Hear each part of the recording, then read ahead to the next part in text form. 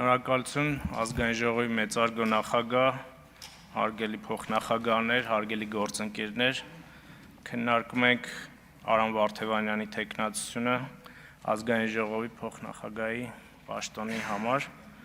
Նախ ուզում եմ հայրենակիցներին դիմել անընդհատ մեկնաբանություններ եմ տեսնում, որ անցած 5-6 օրերին, երբ որ այստեղ քննարկումներ էին, կոնկրետ թեմաներ չեն քննարկվում, օրենքներ չեն բերում, ուզում եմ հիշեցնել, որ հիմա այս պահին օրենքներ չեն քննարկվում, տեղի ունենում փոխնախագահների ընտրություն եւ ըստ էության քաղաքական ուժերը եւ պատգամավորները, այդ թվում նաեւ ազգային ժողով եկած նոր պատգամավորները դիրքավորում են եւ իրենց, այսպես ասած, կարողություններն ու հմտություններն են ցուցաբերում, կարծում եմ, որ արդեն հանձնաժողովների քննարկումների ժամանակ կոնկրետություն կլինի եւ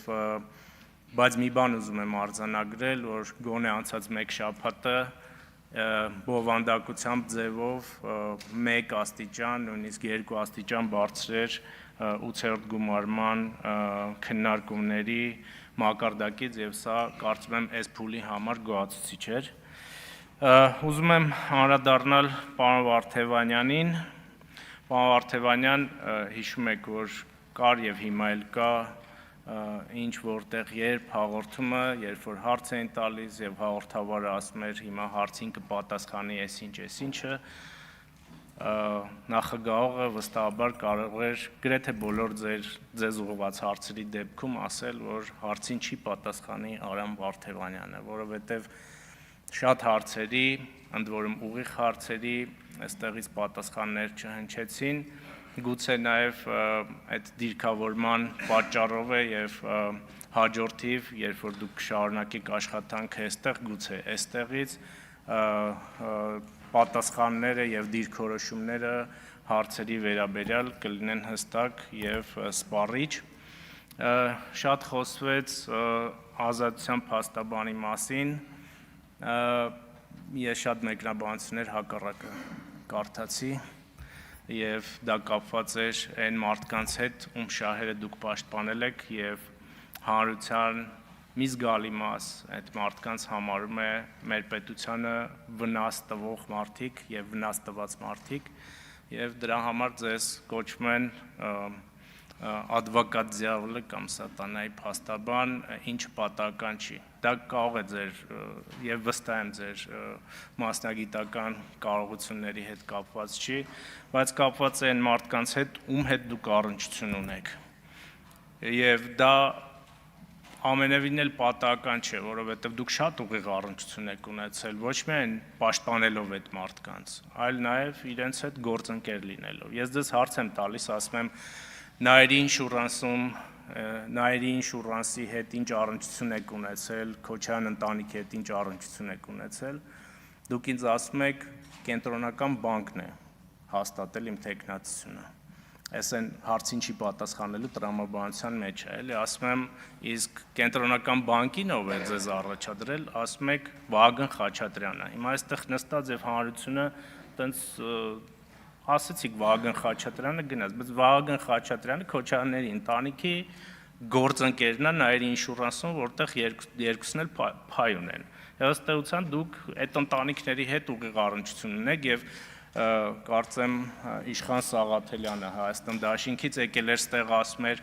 այդ ինչ եք ընկել Արամ Վարդևանյանի հետևից, ասում եք ճամբարափոխել, չէ, չենք ասում ճամբարափոխել, ասում ենք որ դուք նույն կուսակցության մի մաս եք, այնպես ինչպես նախընտրական փուլում էինք ասում,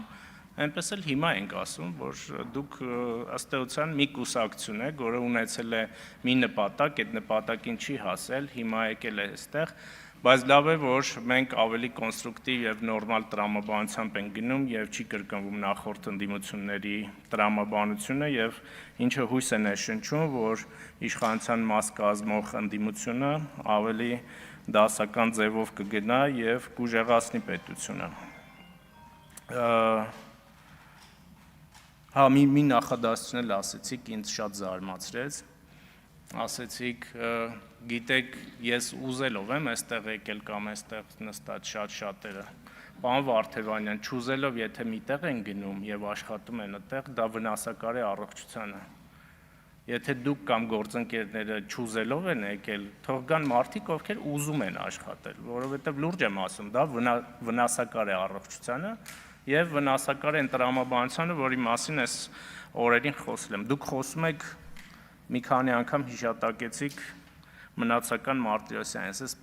դատավորին չեմ ուզում քննարկել, բայց այնպիսի տպավորություն է, որ դուք այն նախորդ փուլի հետ որևէ առնչություն չեք ունեցել, Մնացական Մարտիրոսյանը ձեր պաշտպանյալների, ձեր եղած իշխանության մեջ ժամանակվա դատավոր է էլի,